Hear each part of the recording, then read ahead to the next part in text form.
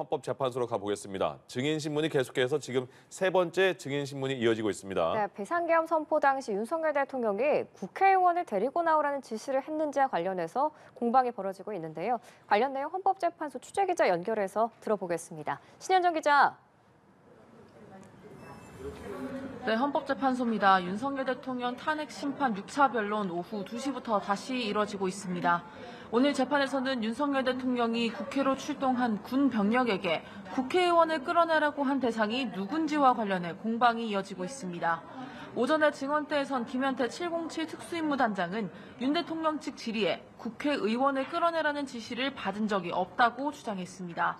그러나 신문 말미 김영두 재판관이 검찰 조서에 적힌 내용을 불러주자 그 내용이 맞다고 말을 바꿔 오락가락하는 모습을 보였습니다. 앞서 김 단장은 검찰 조사에서 곽종근 전 특수전 사령관이 국회의원이 150명이 안 되도록 막으라는 지시를 받았다고 진술했는데요.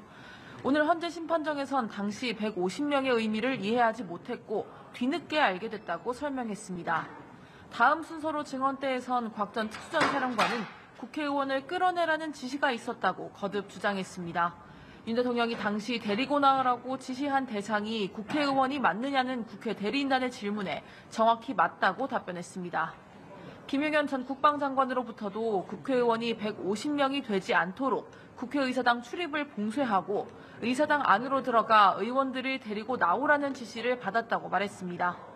그러나 윤 대통령 측 대리인들은 곽 전 사령관의 발언에 대해 강하게 반발했습니다.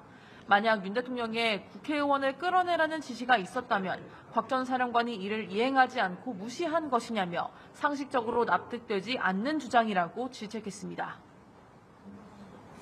네, 오늘 마지막으로 박춘섭 경제수석도 증인으로 출석하는데 앞으로 재판은 어떻게 진행되는지 정리해 주시죠. 네, 그렇습니다. 국회 예산 삭감을 둘러싼 공방이 예상되는데요. 윤 대통령 측은 야당 주도의 국회가 국정과제를 추진하기 위한 예산을 대폭 삭감해 비상계엄 선포가 불가피했다고 주장하고 있습니다. 반면 국회 측은 삭감된 예산 규모는 평년 수준에 못 미치고 집행률이 부진하거나 사업 설계가 부실해 여야 합의로 감액됐다는 입장입니다. 윤 대통령이 헌법재판소 규정상 증인에게 신문할 수는 있지만 재판장 허가가 필요한 만큼 직접 신문이 이뤄질지도 관심입니다. 7차 변론기일은 다음 주 화요일인 오는 11일에 열립니다. 11일에도 증인신문이 이어서 이뤄지는데요. 이상민 행정안전부 장관, 신원식 국가안보실장, 백종욱 전 국가정보원 3차장, 그리고 김용빈 중앙선거관리위원회 사무총장이 증인으로 출석할 예정입니다. 한편 재판부는 직권으로 조성현 육군 수도방위사령부 제1경비단장을 증인으로 채택해 오는 13일 오후 부르기로 했습니다. 지금까지 헌법재판소에서 전해드렸습니다.